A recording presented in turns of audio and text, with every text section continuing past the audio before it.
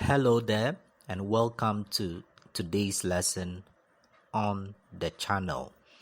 Today we are looking at assertiveness, and I hope that you benefit from the topic.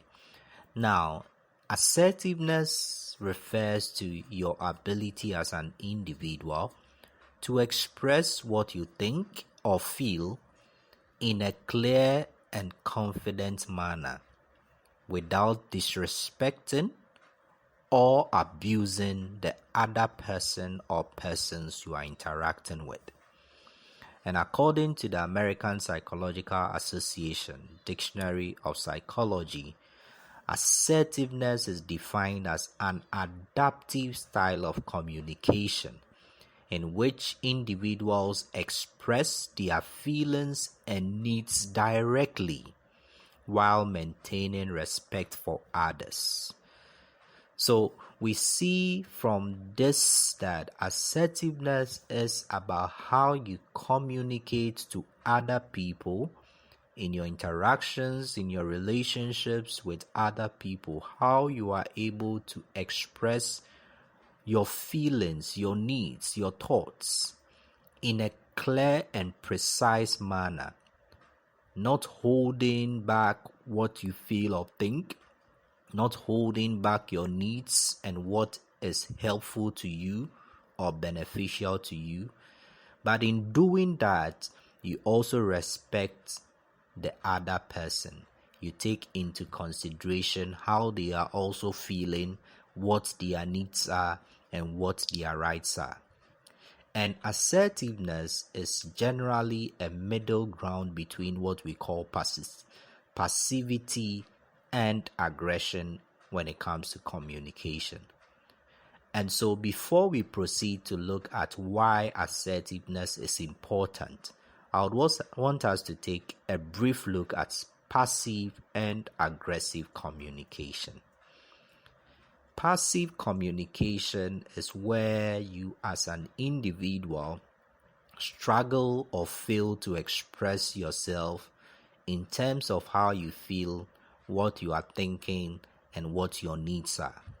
So passive communicators are typically people who in different situations consistently struggle to express how they feel about a situation or topic, or even share their thoughts on what is happening.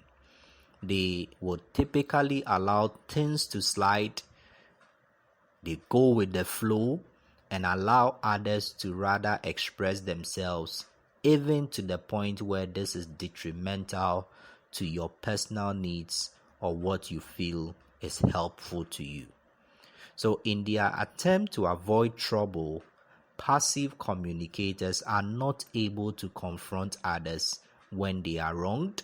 They are not able to speak up when they are in situations or involved in activities, and typically they are easygoing, and that is helpful because in issues of conflict, in situations where you need one person who is calm and easy to understand what is the best in the situation, the passive communicator may be a better person to try to start with.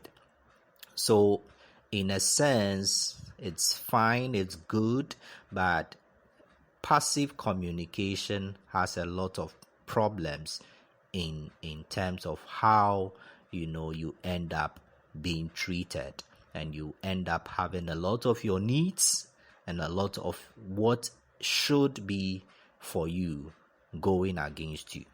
So basically, the passive communication involves individuals who struggle to express their feelings and needs,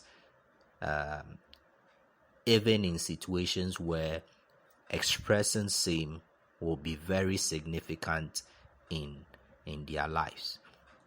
Then we have the aggressive communication, which is characterized by high emotionality, arrogance, and intolerance for the rights and needs of others. So aggressive communicators thrive on imposing their will on others and using intimidation as a way of communicating their needs, their feelings, or their opinions. And they often make their point by unfairly criticizing others, emphasizing their personal importance in the situation, and not listening to what the other person has to say or their opinion on the subject matter. So that is aggressive communication, and it is not helpful. It is a rude way, and it typically makes people feel unimportant. Then we also have the passive aggressive communication, which is a blend of both the passive and aggressive. And usually these people will typically have an issue expressing themselves directly. So what happens is that they really know what their needs are, but in terms of expressing it, they are not necessarily as directly rude or arrogant as the aggressive communicator, and they are not necessarily as passive as the passive communicator. So what they will typically do is to express their needs in an indirectly aggressive manner, and they do this by giving you that treatment that we call the silent treatment, and that is so loud, what I'll call the loudly silent treatment. And they are quite resentful, a lot of built up emotions of anger or frustration, and they may sometimes act out. And acting out is, behaving in an extremely inappropriate manner relative to the situation that is causing the reaction.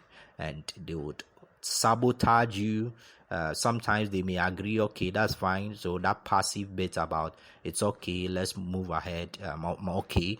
But in an indirect way, they will not be cooperating, and they'll find a way of sabotaging your efforts to make sure that you fail at whatever you said you would do, which they were not in agreement with. So that's the passive aggressive communication.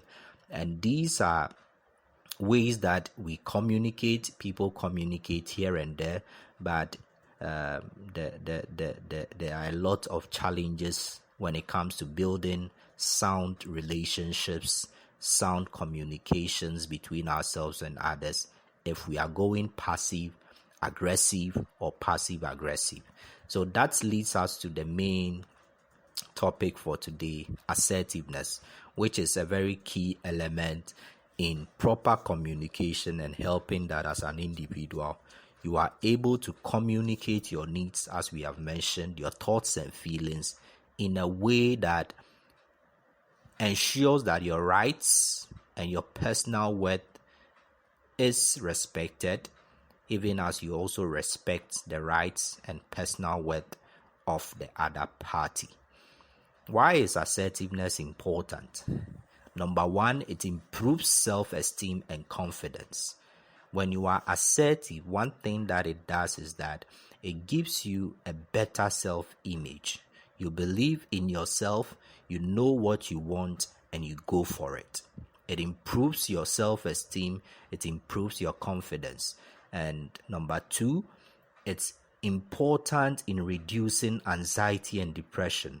And a lot of research work in the area of psychology and issues of anxiety, depression, and emotional disorders here and there establish that people that are not assertive have a higher chance of going through anxiety and depression, because assertiveness is important in determining what you find healthy to you and what is unhealthy to you. So it's important in knowing where you are and where you would not want to be.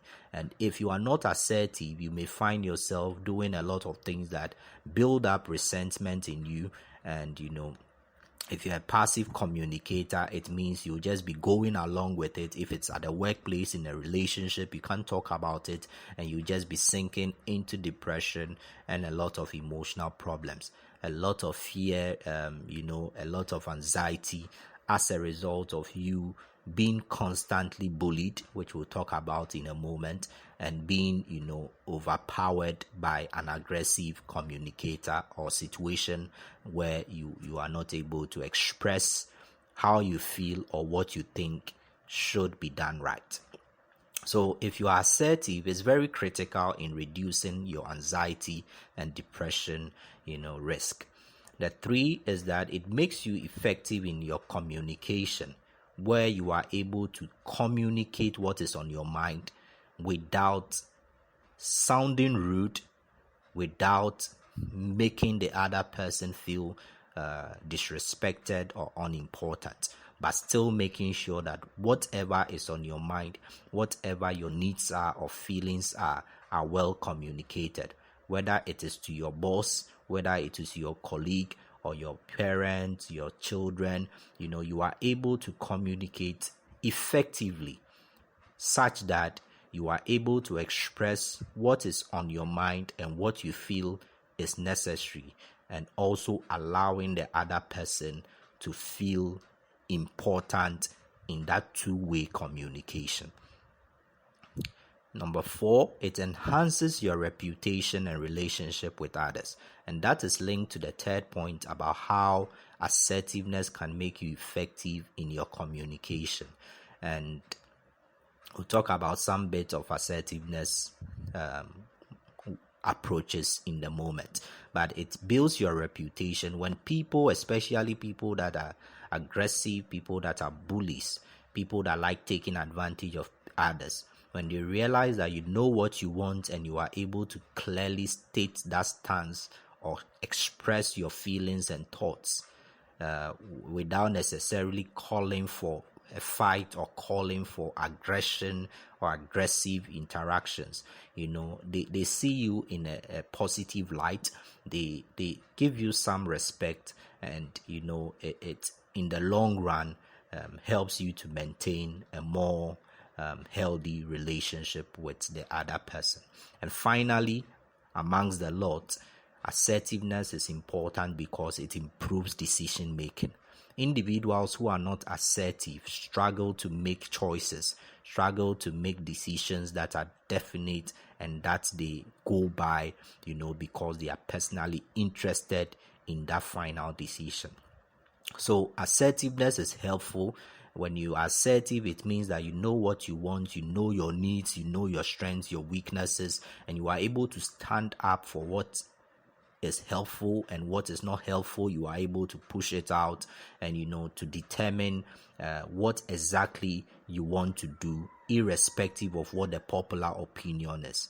So in making decisions, you are more clear, you are more precise, and you are more definite in what exactly you are about. So that is important in decision making. Now, when you are not assertive, one thing happens. You will be low on self-esteem and confidence, and you would be bullied, which is the second point.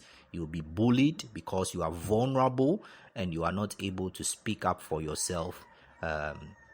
You don't really even know what you are about and what is important to you, and so you are following the flow. You are passive, you are not talking, you are not making your point clear, you are not able to confront situations or confront people in a healthy manner, in a manner that makes them know that you are not comfortable with a situation, probably at work or at school or any other place. So you become vulnerable and you will be bullied and taken for a ride. And you also increase your risk of anxiety and depression and related emotional problems. And you will miss out on many good opportunities. So there are a lot of dangers when you are not assertive. And that is why it is important, once again, to learn to become assertive. Sometimes your cultural background, your upbringing, where some people grew up in an environment where they were taught to be passive. You keep your thoughts to yourself. Even when you are being bullied, you cannot talk. They suffered a lot of bullying, and so they grew up with that.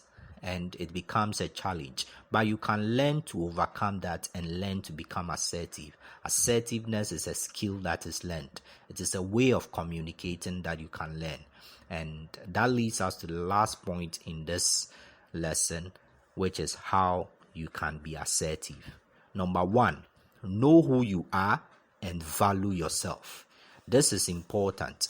There's this key saying, I should think, from Socrates, that says, man, know thyself. Man, know thyself.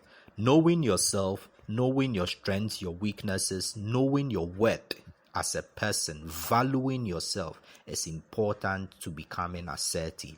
It's important to becoming assertive. So know yourself, know your limitations, know what you believe in. Have a value system. What are my morals? What are my beliefs? What are my boundaries as a worker? What are my boundaries in a friendship, in a relationship? What are my boundaries? What are important to me? List the things that you feel are important to you in a friendship. List the things that are important to you in a work relationship. List the things that are important to you as a student. Know who you are and value your worth. Value your boundaries. Value your expectations of life and the future. Value your principles. It is important.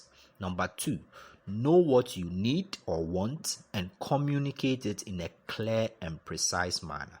For instance, if you have a friend who is always calling you at a time where you would have been studying as a student, they keep doing that and you keep quiet because you don't want to cause any trouble. You don't want to so you are passive. In that sense, you just allow it to flow, and that is interrupting with your time of study as a student. If you need to be assertive, you should first of all, as the first point said, know who you are and value your worth.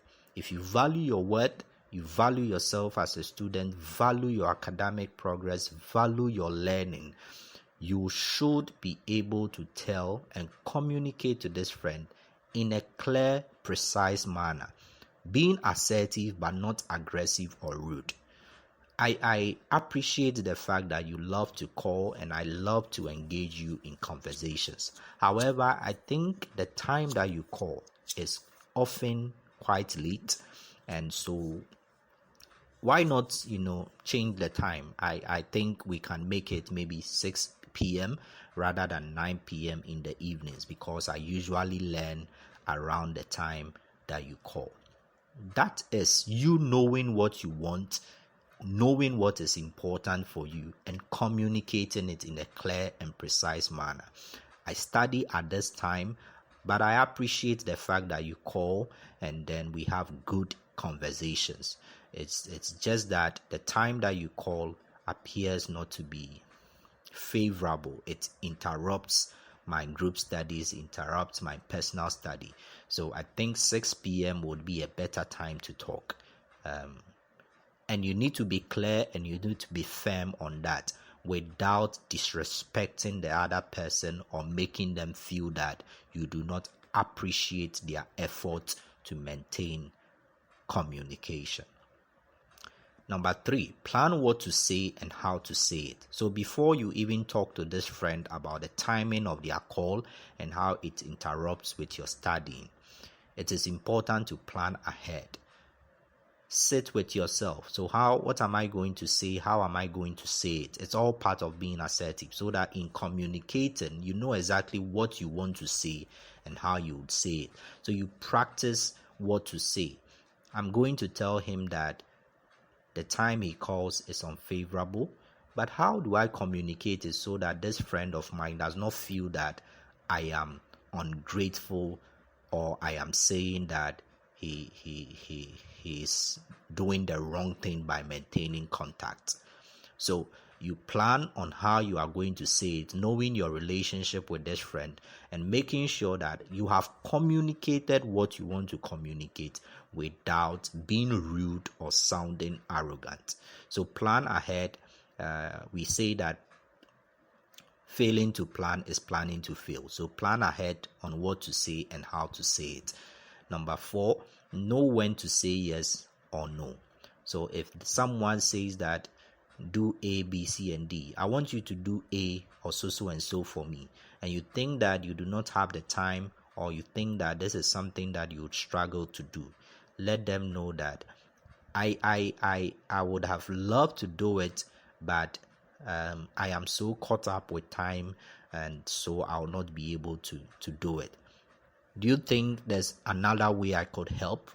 Probably suggest another way you could approach it, or someone you could talk to. That is something that you can do. So saying no and offering an alternative if you have any, but making sure that you are firm on the fact that you are unable to be of help. If you are able to be of help, knowing how and when to say yes is also very important, so that you don't end up, overworking yourself or overloading yourself when you really cannot, handle the whole load. And don't be too hard on yourself. That's the next point. Don't be too hard on yourself when you are not able to help or be available for people. Assertiveness will mean that when you cannot be of help and you say no, you are not beating yourself up, or feeling sorry for saying no. You said no because you are not available, and you shouldn't be disappointed in yourself for not being available. You are human, and you also have needs that you need to meet for yourself. So don't be too hard on yourself when you are unable to help or be available. And then finally, work on your body language. There's a lot we can talk about in this, but this is just a brief lesson, and I want to be as brief as I can be. So work on your body language. When talking to people, maintain good eye contact. Don't be so intense in your eye contact. That makes it quite aggressive in terms of communication. So you don't need to be staring straight at the person and directly in the eye and keeping your gaze all the time. Sometimes it is intimidating, and it shows some form of aggression. So you want to maintain a good balance of eye contact. Let the person know that you are looking at them, you are talking to them, you are nodding, you are paying attention, and all that. So maintain good eye contact, very important. Don't look timid. Whether you are sitting or standing, don't look timid. Don't look like you are afraid, or you don't really know what you are saying, and all that. And also don't appear to be arrogant or rude. So maintain a balance in terms of your posture, whether sitting or standing, is very important. Maintain a calm, non-aggressive, but confident tone of voice. So if you are communicating to someone who is an aggressor and they keep shouting or raising their voice at you, you don't respond with raising your voice and becoming aggressive. Assertiveness will mean that you maintain your composure, you maintain your calm in that situation, and you let this person know, I am not here to fight, I am not here to argue, I just came for us to have a conversation, and I'll appreciate that you calm down, and then we have a discussion on what is wrong and how we can go about it. So maintain a calm, non-aggressive posture, but be confident in your tone of voice. So maintain a calm, non-aggressive, but confident tone of voice.